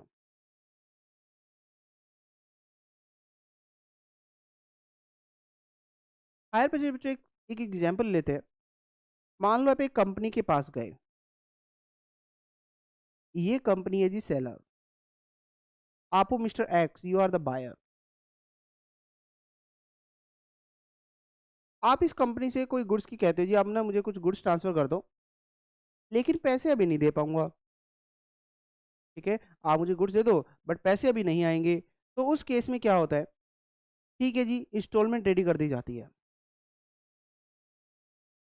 और इस गुड्स की इंस्टॉलमेंट बना दी गई, सपोज 5,000 रुपीज पर मंथ बना दी गई, इंटू 40। ये इंस्टॉलमेंट वहां पर बना दी गई है जहाँ पे कि आपको 5,000 रुपये महीना देने हैं, 40 महीने तक, 40 मंथ तक आपको देने हैं। तो बच्चों ये जो इंस्टॉलमेंट बनाई ना, सेलर नहीं बनाई है। अब मुझे बताओ इस केस में क्या बायर को इसके गुड्स की पूरी ओनरशिप मिल गई, जी नहीं, सेलर को तो पूरा प्राइस मिला ही नहीं वहाँ पे। तो बच्चों इस केस में अगर सेलर इस तरह से लोन प्रोवाइड करता है ना, तो मैं इसको अभी सेलर बोल ही नहीं सकता, मैं इसको बायर बोल ही नहीं सकता। अगर मैं इसको सेलर बायर कहूंगा तो इसका मतलब तो इनके बीच में ट्रांजेक्शन कंप्लीट हो चुकी है। ठीक है। तो यहाँ पर बच्चों ने क्या बताया, इस केस में ना ये जो मिस्टर एक्स है, ठीक है, इसको हम सेल नहीं मानेंगे कि ये सेल हुआ है। इस केस में मिस्टर एक्स को बोला जाएगा जैसे कि उसने गुड्स ये हायर परचेज किया है, इसको क्या नाम दिया जाएगा बच्चों यहाँ पे, हायर परचेजर। इसने एक तरह से ये गुड्स को कैसे यूज करेगा, जैसे कि इंस्टॉलमेंट पे नहीं कर रहा, ये क्या पे कर रहा है, ये हायर चार्जेस यहाँ पर पे कर रहा है। इस तरीके से गुड्स को यहाँ पे यूज किया जाएगा जैसे कि वो हायर चार्जेस पे कर रहा है। और इस पार्टी को भी मैं यहाँ पर सेलर नहीं कहूंगा, इसको यहाँ पे नाम दिया जाएगा that's called the hire vendor. तो सिंपल थिंग बच्चों, ये हायर परचेजर से बायर कब बनेगा, जब इस गुड्स की सारी इंस्टॉलमेंट पे हो जाएंगी, सेलर को मिल जाएगी, तो ये फिर हम कह सकते हैं कि फिर अब ये सेल बन जाएगा। ठीक है, तब तक क्या रहेगा, ये हायर परचेज में आपका रहेगा। और बच्चों हायर परचेज के लिए याद रखना, कभी वो सेल ऑफ गुड्स एक्ट में कवर नहीं होता, इसका अपना खुद का एक्ट बना हुआ है, that is the hire purchase act 1972। 1972। और ये जितने भी बच्चों यहाँ पर ये हायर परचेज कॉन्ट्रैक्ट होंगे, ये ऑलवेज एंड ऑलवेज ये रिटर्न में होने चाहिए, राइटिंग की फॉर्म में वहाँ पर होंगे। कभी भी ओरल में आप ऐसे कॉन्ट्रैक्ट वहाँ पर नहीं कर सकते। बन गया ना बच्चों फिर से डिफरेंस, सेल में सेलर बायर, हायर परचेज में hire purchaser and hire vendor. ठीक है, सेल में रिटर्न में होना कंपलसरी नहीं है, बट हायर परचेज में रिटर्न में होना कंपलसरी है। सेल के लिए sale of goods act apply होता है, उसमें हायर वेंडर एक्ट अप्लाई होता है। ठीक है, और क्या पड़ा बच्चों यहाँ पे डिफरेंस, सेल में जो अमाउंट पे किया जाता है उसको प्राइस डिसाइड किया जाता है, प्राइस माना जाता है, यहाँ पर उसको प्राइस नहीं, उसको हायर चार्जेस यहाँ पर डिसाइड किया जाता है। सेल में ओनरशिप ऑटोमेटिकली आ जाती है, बट इसमें हायर में और इसमें ओनरशिप कब आएगी, जब वो लास्ट इंस्टॉलमेंट पे कर देगा तो उसके पास ये ओनरशिप आएगी, अदरवाइज नहीं आएगी। और पॉइंट बच्चों यहाँ पे, तो ये सब आपको बच्चों यहाँ पर बताया गया है कि हायर परचेज में क्या क्या चीज़ें आपकी आती हैं। ठीक है, तो दैट्स योर पॉइंट जो एग्जाम पूछा जाता है। देखो ये सारे पॉइंट मैंने आपको बता दिए यहाँ पर। क्या क्या पढ़ा हमने, govern by the sale of goods act, govern by the hire purchase act 1972। Number 2, ownership immediately transfer हो जाती है, बट इसमें कब होती है, payment of the last instalment. ये एग्जीक्यूटेड बन चुका है, ऑन द स्पॉट पूरा हो चुका है, बट ये अभी क्या है, ये एग्जीक्यूटरी है, अभी चल रहा है ये। ठीक है, पोजेशन जरूरी नहीं है हो, बट यहाँ पे वैसे पोजेशन तो देना पड़ेगा ना तो ओनरशिप देना, पोजेशन दिया, फिर किस चीज़ का गुड्स दे रहे हो आप। ठीक है, नेक्स्ट बच्चों यहाँ पर, buyer has no right to terminate the goods, but यहाँ पे है इंस्टॉलमेंट रोक दो, मत पे करो आप। ठीक है, तो दैट्स अ पॉइंट जो बच्चों आपको पढ़ना है, रिटर्न में होना चाहिए। ठीक है, ये नेसेसरी नहीं है रिटर्न में होगा, बट ये must be in the writing. इसमें इंस्टॉलमेंट जो पे किया जाएगा, पेमेंट ऑफ प्राइस माना जाएगा, इसमें क्या माना जाएगा, हायर चार्जेस माना जाएगा। तो ये सब आपको बच्चों यहाँ पे पढ़ने हैं। ठीक है बच्चों, यहाँ पे तो दैट्स योर पॉइंट जो यहाँ पर दिया गया है। अब जो नेक्स्ट पॉइंट जो यहाँ पर दिया गया है ना, ये जो डिस्ट्रक्शन ऑफ सब्जेक्ट मैटर है, दैट्स योर पॉइंट। ये बच्चों एग्जाम में अगर आता है ना, तो ये इसमें से आपकी केस स्टडी पूछी जा सकती है, तो आपको ये बहुत अच्छे तरीके से पढ़ना है, बहुत ईजी है। और बच्चों इसके अंदर सिंपल क्या कहता है, देखो जब भी ना डिस्ट्रक्शंस, जो गुड्स आप खरीद रहे हो, अगर वो गुड्स डिस्ट्रॉय हो गया तो क्या होगा, तो याद रखना बच्चों, इस केस में हम चेक करेंगे अगर गुड्स डिस्ट्रॉय हो गया तो उसका लॉस कौन बियर करेगा। तो यहाँ पर किस कैसे चेक करेंगे, अगर गुड्स की ओनरशिप ट्रांसफर हो गई थी फिर तो भाई बायर करेगा, अगर ओनरशिप ट्रांसफर नहीं हुई थी तो सेलर करेगा। क्लियर, तो सिंपल पॉइंट बच्चों यहाँ पे देखो क्या लिखा गया कि where the contract of sale is for the specific goods, याद है स्पेसिफिक गुड्स यहाँ पे, जहाँ पे ऑन द स्पॉट ओनरशिप दे दी जाती थी, and goods have without the knowledge of seller destroy हो गया, तो देखो यहाँ पे क्या लिखा गया, contract of sale is void. तो बच्चों यहाँ पे सिंपल ऐसे मानक लेके चल रहे हैं कि भाई गुड्स की ओनरशिप अभी ट्रांसफर नहीं हुई थी, लेकिन देखो क्या लिखा गया, आफ्टर द कॉन्ट्रैक्ट होता है, पहला क्या था पॉइंट ये, बिफोर द कॉन्ट्रैक्ट, कॉन्ट्रैक्ट से पहले ही जल गया तो वैसे ओनरशिप तो भी ट्रांसफर हुई नहीं थी। ठीक है, लेकिन सेकंड वन में यहाँ पे देखो क्या लिखा गया, एग्रीमेंट किया गया था but without the any fault of the seller और without fault of buyer, goods perish हो गया, सफर डैमेज। तो ये चेक कैसे करेंगे, देखो क्या लिखा गया, अगर ये before the risk passes to the buyer, मतलब बिफोर द ओनरशिप ट्रांसफर अगर हुआ है तो एग्रीमेंट बिकम्स वाइड, और अगर गुड्स प्रॉपर वे से पास कर दिया गया है तो बायर बियर द रिस्क। अब उस गुड्स का रिस्क कौन बियर करेगा, बायर वहां पर बियर करेगा। तो दैट्स योर पॉइंट बच्चों जो यहाँ पर बताया गया है, who will bear the loss. Easy था बच्चों यहाँ पर। ठीक है, तो देखो यहाँ पर यूनिट 1 में मैंने जिस तरीके से इसको डिवाइड करके पढ़ाया ना बच्चों यहाँ पे, उसी तरीके से इसको पढ़ना, स्टार्टिंग से पढ़ना स्टार्ट करोगे तो हो सकता है कि आपको थोड़ा सा डिफिकल्ट लगे, तो जिस पैटर्न में मैंने आपको डायग्राम के बेस पे बताया तो उसी पैटर्न में उसको आपको पढ़ना है, तभी आपको ये बहुत ईजी चैप्टर आपको लगेगा। ठीक है, तो बस 2 टॉपिक बच्चों इसके बाद रह गए इसमें यूनिट 1 में आपके, तो क्या क्या रह गए हैं, that called stipulations at the time. Stipulation का मतलब क्या होता है बच्चों, स्टिपुलेशन मतलब टर्म्स, टर्म्स। अब बच्चों यहाँ पर ना, ये जो टाइम है ना, 2 तरह के टाइम यहाँ पर बताए गए। या तो ये टाइम पेमेंट ऑफ प्राइस होगा या फिर time for the delivery of goods होगा। सबसे वन बाय वन बात करते हैं। सबसे पहले अगर टाइम पेमेंट ऑफ प्राइस का, मान लो बायर ने सेलर को कहा कि भी मैं ना आपको इसके पैसे 5 दिन के अंदर अंदर दे दूंगा, आप मुझे गुड्स दे दो, 5 दिन के अंदर अंदर आपको पैसे मिल जाएंगे। अगर वो मान लो बच्चों मनी उसको 7 दिन में देता है ना, तो सेलर के पास कोई पावर नहीं है कि वो गुड्स को कैंसिल कर दे, ठीक है, अनलेस एक्सप्रेसली प्रोवाइड। अगर मान लो उसने साफ साफ कह दिया कि भाई 5 दिन में नहीं दिया तो अब मैं गुड्स बाद में आपको नहीं दूंगा, फिर तो नहीं देना पड़ेगा। लेकिन अगर ऐसा कुछ भी बात उनके बीच में नहीं हुई थी और पेमेंट अगर 7 दिन के बाद आती है, तो उस केस में सेलर गुड्स को देने से मना नहीं कर सकता। याद रखना। तो इसका मतलब क्या हुआ, अगर कोई टर्म्स किस चीज की रखी गई थी, पेमेंट ऑफ प्राइस की, तो उसको कभी भी deemed, not deemed to be the essence of the contract of sale नहीं माना जाएगा। कॉन्ट्रैक्ट की मेन टर्म्स नहीं मानी जाएगी और सेलर गुड्स को चाहकर भी नहीं रोक सकता। लेकिन अगर गुड डिलीवरी के लिए कहा था, अब उल्टा हो गया बच्चों, यहाँ पे सेलर ने कहा था मैं 3 दिन के अंदर अंदर गुड्स डिलीवर कर दूंगा, नहीं किया, तो याद रखना बायर के पास पूरा राइट है, वो गुड्स को कैंसिल कर सकता है यहाँ पे। तो मतलब अल्टीमेटली बोल सकते हो टाइम में कि डिलीवरी के केस में ये पूरा का पूरा फेवर में किसके है, ये बायर के फेवर में यहाँ पर रहेगा। तो देखो क्या लिखा गया, is consider to be essence, essence of the content माना जाएगा, और अगर नहीं किया गया तो वॉइडेबल रहेगा at the option of buyer.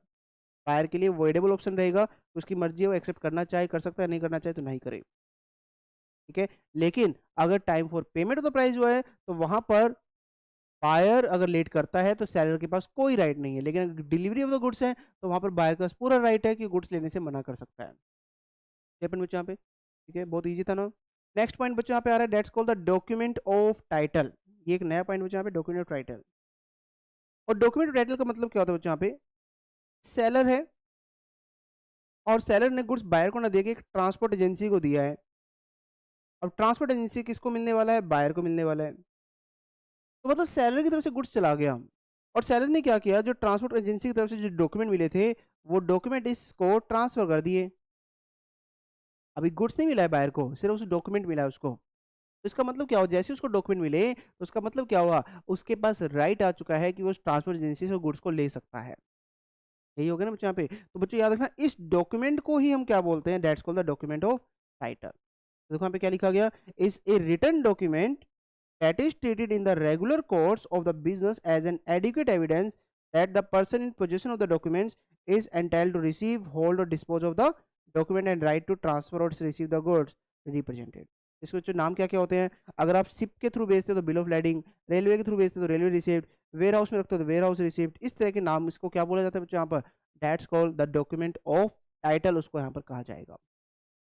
लेपन बच्चों यहाँ पे, तो ये देखो जी हमारी यहाँ पर यूनिट नंबर 1 हमारी कंप्लीट हो गई है, ठीक है। बट अभी हमारा टारगेट कंप्लीट नहीं हुआ है, सिर्फ यूनिट 1 कंप्लीट हुई है। तो हमारा दूसरा टारगेट क्या है बच्चों, यहाँ पर हमें साथ साथ क्या करना था, यूनिट नंबर 2 हम करने वाले बच्चों यहाँ पे। और यूनिट नंबर 2 का नाम क्या है बच्चों यहाँ पर, that is the conditions and warranties. बच्चों ये मान के चलना, जो यूनिट नंबर 1 है और यूनिट नंबर 2 है, सबसे ज्यादा इंपॉर्टेंट आपकी यही 2 यूनिट रहती है।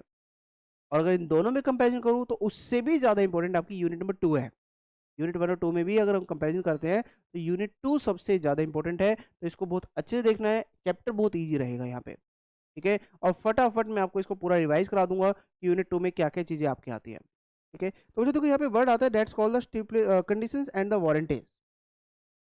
अब जो कंडीशंस एंड वारंटीज होता क्या है, तो यहाँ पर पहले हम लिख लेते हैं, that is the unit number 2। Unit 2 हमारी स्टार्ट हो रही है यहाँ पे। तो बच्चों यूनिट 2 में जब आप कोई गुड्स खरीदते हो, गुड्स खरीदते वक्त अगर आप कोई कंडीशन लगा देते हो, स्टिपुलेशन, कोई टर्म्स लगा दी गई है, ठीक है। यहाँ पे तो कोई टर्म्स अगर वहां पे लगाई जाती है, किस तरह की टर्म्स वहां पे लगाई जाती है बच्चों यहाँ पे, जैसे एक एग्जाम्पल ले लेते हैं बच्चों यहाँ पे। मान लो आप कोई गुड्स खरीदने जाते हो बच्चों यहाँ पे, बाइक के एग्जाम्पल लेते हैं। आप एक बाइक परचेज करते हो और आपने कहा जी मुझे ना स्पीड के रिगार्डिंग आपने कहा कि मुझे बहुत अच्छी स्पीड चाहिए, मतलब बाइक की जो स्पीड है वो कम से कम भी 120 130 तक जानी चाहिए। अगर अगर ये कंडीशन पूरी नहीं करोगे तो मैं फिर गुड्स नहीं खरीदूंगा। तो इसका मतलब क्या हो बच्चों यहाँ पे, आपने एक मेन टर्म्स वहां पे बता दी, ठीक है। तो बच्चों जहाँ पे ना ये जो स्पीड का आपने मेन टर्म्स बताई कि अगर ये पूरा नहीं हुआ तो मैं गुड्स नहीं खरीदूंगा, this condition is called the conditions, this terms is called the conditions. तो कंडीशंस बच्चों यहाँ पे हम बोल सकते हैं, that is the main terms main terms of the contract, कि जो कॉन्ट्रैक्ट करते वक्त उसकी मेन टर्म्स होती है उसको यहाँ पर कंडीशंस कहा जाता है। ठीक है, अब बच्चों इसके साथ स्पीड तो हो गया, उसने कहा जी ठीक है हमें आपको ये स्पीड वाली बाइक हम आपको दे देंगे, और बल्कि आपको इसका एक बेनिफिट और है कि आपको इसके साथ 1 साल का इंश्योरेंस फ्री मिलेगा, आपको इसके साथ 5 सर्विस फ्री मिलेंगे, 5 सर्विस फ्री। अब आप खुद सोचो बच्चों यहाँ पे, अगर उसको 130 की स्पीड की मिल रही है बाइक, चाहे उसको आप इंश्योरेंस फ्री दो या ना दो, स्पीड फ्री सर्विस दो या ना दो, क्या फिर भी ये बाइक लेता है नहीं लेता? तो आंसर इज यस, उसका मेन पर्पज तो कंप्लीट हो रहा है ना, लेकिन हम मिल रहा है तो छोड़ेगा भी नहीं, एक्स्ट्रा बेनिफिट है ना, मिल रहा है तो छोड़ेगा भी नहीं। तो दैट्स मीन जहां पर ये टर्म्स मिले या ना मिले, बट मेन टर्म्स नहीं थी, मतलब ये कौन सी टर्म्स थी बच्चों? ये कोलेटरल टर्म्स, तो इसको यहाँ पे क्या नाम देगा? That's called the warranties. This is called the warranty. तो वारंटीज क्या होता है बच्चों? जो कोलेटरल टर्म्स होती हैं, कोलेटरल टर्म्स ऑफ कॉन्ट्रैक्ट, मतलब जो मेन टर्म्स नहीं होती है, तो this is called the warranties. तो दो तरह के बच्चों यहाँ पर वर्ड लिए गए, कंडीशंस एंड वारंटीज। तो कंडीशंस क्या होता है कि जो बायर एंड सेलर के बीच की जो मेन टर्म्स है, अगर वो पूरी नहीं होती है तो बायर गुड्स को नहीं खरीदेगा, तो this is called the conditions. And second बच्चों यहाँ पे क्या लिया गया? वारंटीज, जो मेन टर्म्स नहीं है बट कोलेटरल टर्म्स वहां पर ली जाएगी, this is called the warranties. ठीक है, अब बच्चों मान लो यहाँ पर उसने वो बाइक दे दी, उसने कहा स्पीड है, लेकिन सपोज वो स्पीड उसको नहीं मिली, मतलब यहाँ पे क्या हो गया बच्चों? यहाँ पे ब्रीच हो गया है, ब्रीच ऑफ कंडीशंस, कि जिस चीज़ के लिए बाइक खरीद रहा था, जो मेन टर्म्स थी, अगर वही पूरी नहीं हुई, बाद में पता चला जी उसने फ्रॉड कर दिया ऐसा, तो बच्चों इस केस में बायर का मेन पर्पज तो कंप्लीट हुआ ही नहीं है। वो कहेगा जी गुड्स जिस चीज़ के लिए लिया था वो गुड्स ही आपने वो मतलब वो पर्पज तो आपने सॉल्व ही नहीं किया मेरा। तो इस केस में बच्चों याद रखना, बायर के पास पूरा राइट यहाँ पर रहता है, या तो वो गुड्स को रिजेक्ट कर सकता है या फिर वो गुड्स को रिटेन कर सकता है। रिजेक्ट करके वो अपना उस कंपनी से, सेलर से पूरा का पूरा पैसा रिकवर कर सकता है। ये ऑप्शन उसको दी गई है अगर ब्रीच ऑफ कंडीशन होता है तो। और अगर वो रिटेन करता है तो यहाँ पर उसको ऑप्शन दिया गया कि भाई आप यहाँ पर डैमेजेस क्लेम कर सकते हो, रिटेन करो एंड प्लस आप डैमेजेस वहाँ पे क्लेम करो, this is called the breach of condition. अगर मेन टर्म्स को पूरा नहीं किया गया तो यहाँ पर बायर के पास राइट है कि या तो वो गुड्स को वापस करके अपना पैसा ले ले, या फिर गुड्स को तो अपने पास ही रखे लेकिन साथ में डैमेज रिकवर कर सकता है। ठीक है, बट याद रखना बच्चों, यहाँ पे कोलेटरल टर्म्स अगर ब्रीच हुई, ब्रीच ऑफ वारंटी, मतलब जो फ्री सर्विस दी गई थी, कहा गया था वो फ्री सर्विस को नहीं दी गई, तो याद रखना इस केस में साफ साफ कह दिया गया no right, no right to reject goods, कि गुड्स को रिजेक्ट करने का आपके पास राइट नहीं है। बट गलत तो हुआ है ना यहाँ पे, तो now you can claim damages, तो अब डैमेजेस तो क्लेम कर सकते हो, but you have no right to reject goods. और पॉइंट बच्चों यहाँ पे, तो उसके पास कोई राइट नहीं है कि वो गुड्स को रिजेक्ट कर सकता है। तो दैट्स योर पॉइंट। तो इसका मतलब क्या बच्चों? देखो, ब्रीच ऑफ कंडीशन में 2 ऑप्शन दे दी गई, बट ब्रीच ऑफ वारंटी में ओनली 1 ऑप्शन दी गई, और इस वाले ऑप्शन में जो रिटेन वाली थी और इस वाले ऑप्शन में कोई डिफरेंस है ही नहीं। तो अल्टीमेटली बच्चों क्या बोल सकते हैं यहाँ पे कि यहाँ पर अगर आपने ऐसे किया तो इसका मतलब मैंने ब्रीच ऑफ कंडीशन को यहाँ पे कैसे ट्रीट कर लिया? जैसे कि वो ब्रीच ऑफ कंडीशन नहीं था, ब्रीच ऑफ वारंटी हो गया है। इस वाले ऑप्शन में मैंने इसको ऐसे ट्रीट किया जैसे कि ब्रीच ऑफ कंडीशन नहीं है, ब्रीच ऑफ वारंटी है। तो इसका मतलब क्या हो बच्चों?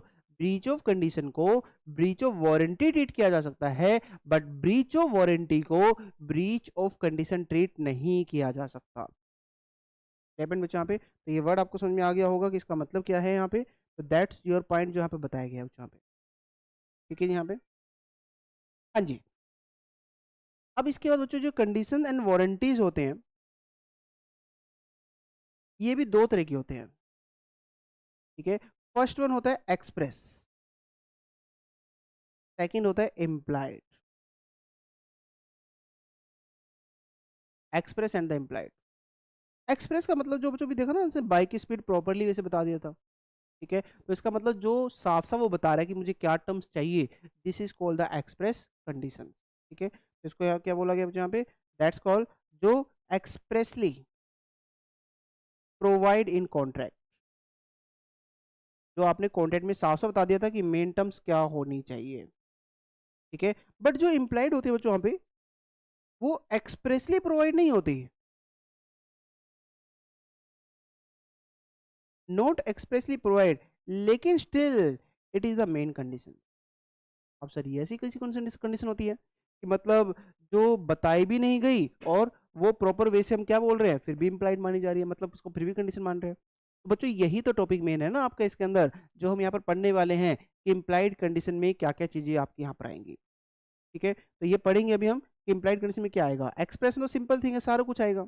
तो सेम थिंग बच्चों यहाँ पर अगर मैं वारंटी की बात भी करता हूँ, तो वारंटी में भी वहां पर आपकी सेम चीज वहां पर आएगी कि वो भी क्या होता है, आइदर एक्सप्रेस और इम्प्लाइड। कंडीशन भी दो तरह का हो गया, एक्सप्रेस इम्प्लाइड, वारंटी भी दो तरह का हो गया, एक्सप्रेस और इम्प्लाइड। अब एक्सप्रेस वाला तो दोनों का समझ में आ रहा है मुझे, इम्प्लाइड में क्या क्या आएगा बच्चों, यही मेन आपका टॉपिक यहाँ पर रहेगा।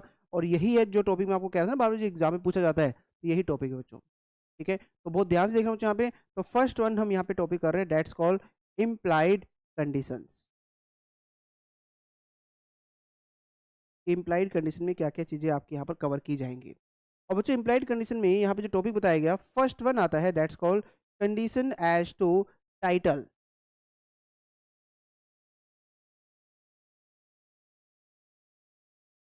टाइटल का मतलब होता है बच्चों ओनरशिप। अब एक चीज बताओ ना, आप जब गुड्स खरीद रहे हो तो ये कहने की रिक्वायरमेंट कोई है सेलर को कि आपके पास ओनरशिप है नहीं है। आप ऑटोमेटिकली क्या मान के चलोगे कि एक सेलर गुड्स को तभी आपको सेल कर रहा है जब उसके पास प्रॉपर वे से ओनरशिप है। और इन फ्यूचर अगर वो ओनरशिप नहीं निकलती है तो इस केस में who will be liable, seller will be liable, ठीक है। तो दैट्स मीन हम यहाँ पे ऑटोमेटिकली एज्यूम करते हैं कि ओनरशिप सेलर के पास है, तभी वो गुड्स को सेल कर रहा है, अदरवाइज गुड्स को सेल नहीं करेगा।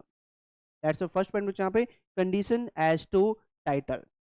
सेकंड पॉइंट यहाँ पे क्या आता है, that is the condition as to sample. बच्चों अगर मुझको कोई सैंपल पास करके जा रहे हैं कि सैंपल के थ्रू बता देना, तो वो यहाँ पर सेलर की क्या ड्यूटी बनती है कि भाई सैंपल के अकॉर्डिंग गुड्स को बनाएगा, ठीक है। और इवन अगर सैंपल में कोई डिफेक्ट है तो डिफेक्टेड गुड्स तो नहीं बनाएगा ना, तो ये एक सेलर की ड्यूटी बनती है कि वो उसके अकॉर्डिंग गुड्स को प्रिपेयर करेगा, ठीक है, जो भी सेलर के अकॉर्डिंग वहाँ पे बनाया गया है। तीसरा पॉइंट बच्चों यहाँ पर आता है, अगर मान लो सैंपल नहीं दिया गया, सिर्फ डिस्क्रिप्शन दी गई है अभी किस तरीके से गुड्स बनाना है, तो उस डिस्क्रिप्शन के अकॉर्डिंग गुड्स प्रॉपर बनेगा नहीं बनेगा, ये किसकी ड्यूटी बनती है चेक करने की, सेलर की। सेलर चेक करके बताएगा कि गुड्स प्रॉपर्ली वैसे डिस्क्राइब है या नहीं है, ये सही से गुड्स बन पाएगा नहीं बन पाएगा, ठीक है। और जो भी फॉल्ट है वो प्रॉपर वैसे उसको दूर करेगा। फोर्थ वन बच्चों यहाँ पे दोनों को मिक्स बना दिया गया, condition as to sample as well as description, as well as description, ठीक है। तो ये तो आपको सबको समझ में आ गया होगा, सैंपल भी दिया गया और साथ में डिस्क्रिप्शन भी दी गई है यहाँ पर, दैट्स अ पॉइंट, ठीक है। यहाँ पर डिस्क्रिप्शन भी दी गई है। तो देखो बच्चों क्या क्या पॉइंट कर रहे हैं हमें, इम्प्लाइड में क्या क्या आ रहा है, condition as to title, sample, description, sample as well as description. Point number 5 बच्चों यहाँ पे क्या आता है,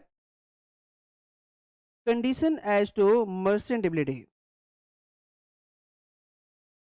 मर्चेंटेबिलिटी तो बच्चों यहाँ पे ये कि जहाँ पर गुड्स जो आप खरीद रहे हो, क्या मान के चलोगे वो वैसे गुड्स डिफेक्टिव नहीं होगा, वो गुड्स बिकने लायक होगा, ठीक है। मतलब जो एक होता है ना कि हम कहते हैं कि गुड्स सेलेबल होना चाहिए, तो सेलेबल का मतलब क्या होता है कि बिकने लायक वो होना चाहिए प्रॉपर वे से। अगर वो गुड्स स्टार्टिंग से बिकने लायक था ही नहीं, तो आप क्या कहोगे कि भाई जब गुड्स चल ही नहीं रहा तो मैं क्या करूंगा इसका, तो दैट्स मीन तो यहाँ पर उस केस में भी आप ये गुड्स को वापस कर सकते हो, अपना पैसा रिकवर कर सकते हो।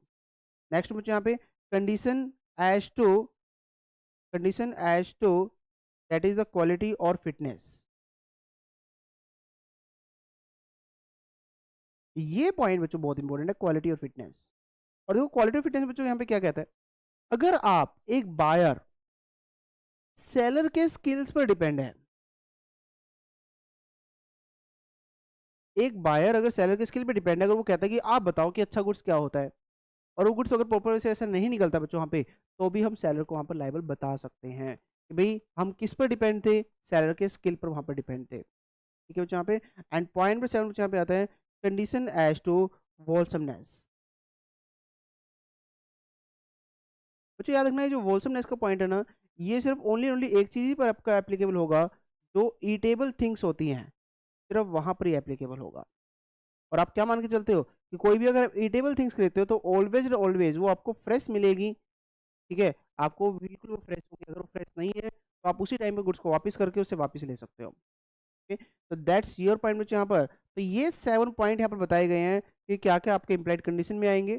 Condition as to title, sample, description, sample as well as description, merchantability, quality और fitness and वोलसमनेस।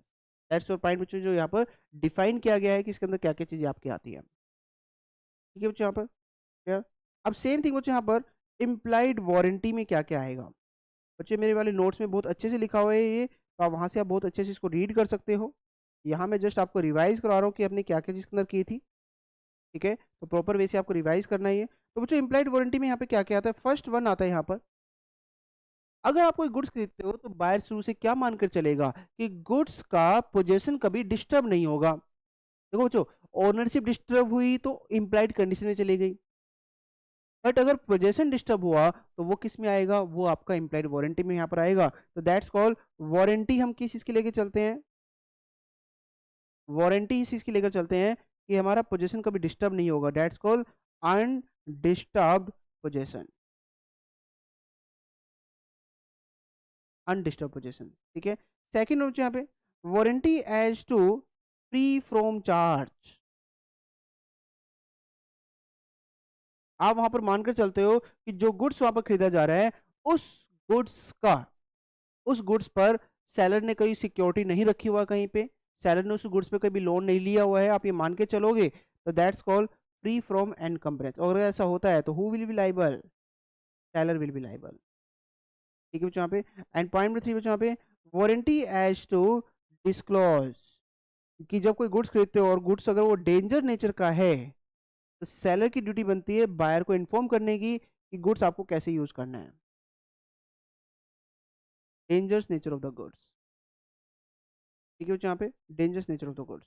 And fourth point बच्चों यहाँ पे आता है वारंटी एज टू, बच्चों यहाँ भी वर्ड आएगा क्वालिटी और फिटनेस। अब सर ये पॉइंट तो इम्प्लाइड कंडीशन में भी आया, तो बच्चों यहाँ पे डिफरेंस क्या ध्यान सुना। जिस सेलर के स्किल पे आप डिपेंड थे, वो सेलर ऑर्डिनरी सेलर नहीं था, वो एक कैजुअल सेलर है।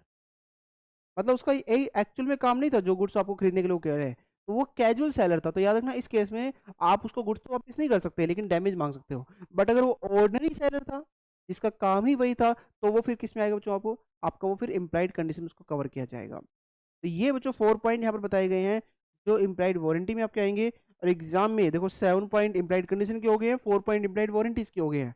तो टोटल 11 पॉइंट बच्चों यहाँ पर एग्जाम में इनमें से कोई भी आपसे पॉइंट पूछ सकते हैं। वहाँ पे सारे पॉइंट पूछेगा तो 7 मार्क्स का क्वेश्चन बनेगा, एक दो पूछेगा तो 3 to 4 मार्क्स का क्वेश्चन वहाँ पे आएगा बच्चों यहाँ पे। ठीक है, तो एग्जाम में आपको कैसे लिखना है ये मेरे नोट्स में आपको प्रॉपर वे से मिल जाएगा। ठीक है जी, तो बच्चों यहाँ पर कंडीशन वारंटीज मैंने आपको बता दिया। एक लास्ट टॉपिक बच्चों इसके अंदर जो बचा है, that's called the doctrine of caveat emptor. Doctrine of caveat emptor. कैवेट emptor का मतलब जो यहाँ पे जनरल मीनिंग यहाँ पर लिया गया, बहुत इजी पॉइंट है, ध्यान सुनना, सिर्फ 2 मिनट का टॉपिक है। Let the buyer beware, let the buyer beware. मतलब बच्चों यहाँ पे ना सबसे पहले गलती बायर की ही बताई जाती है कि भाई आप ना, जब गुड्स को आपको जब प्रॉपर मौका दिया गया चेक करने का, तो आपने अपनी तरफ से चेक क्यों नहीं किया? बायर को अपनी तरफ से चेक कर लेना चाहिए था। अगर गुड्स में कोई फॉल्ट होता है तो इन जनरल हम किसको लाइबल बता रहे हैं? यहाँ पे बायर को लाइबल बता रहे हैं। ठीक है, तो इसका हम क्या कहना चाहते हैं कि buyer should have examine the goods at the time of contract. और गुड्स में कोई फॉल्ट हुआ तो हु विल बी लाइबल? बच्चों यहाँ पे इन जनरल बात कर रहे हैं, तो इन जनरल को लाइबल होगा। तो इन जनरल हम वहां पर किसको लाइबल बताएंगे? बायर को लाइबल बताएंगे। दैट्स वन, तो इस चीज के लिए बायर वहां पे लाइबल होगा बच्चों वहाँ पे। ठीक है, तो ये तो हमने इन जनरल बात कर ली बच्चों यहाँ पे। लेकिन इसकी कुछ एक्सेप्शन आती है बच्चों वहां पर, जहां पर हम कह रहे हैं कि कुछ केस ऐसे हैं जहां पर बायर नहीं सेलर लाइबल होगा। तो कुछ केस ऐसे आएंगे जो वहां पे, ठीक है, some cases where seller is liable. और सबसे अच्छी बात पता है क्या बच्चों, यहाँ पे ये जो सम केसेस आपको करने की जरूरत ही नहीं है। मुझे बताओ अभी जो हमने पॉइंट पढ़े, implied condition, implied warranty, in case में कौन लाइबल बन रहा था? इन केस में सैलरी तो लाइबल था। अल्टीमेटली बच्चों ये सम केसेस में डिफाइन क्या किया गया आपको? यहाँ पर आपको इम्प्लाइड कंडीशन के सारे पॉइंट लिए गए हैं, इम्प्लाइड वारंटीज के सारे पॉइंट यहाँ पर लिए गए हैं। इम्प्लाइड वारंटी यहाँ पर लिया गया है, दैट्स योर पॉइंट। तो आपको वही इसके अंदर लिख के आना पड़ेगा अगर ये एक्सेप्शनल टॉपिक आपका यहाँ पर आता है।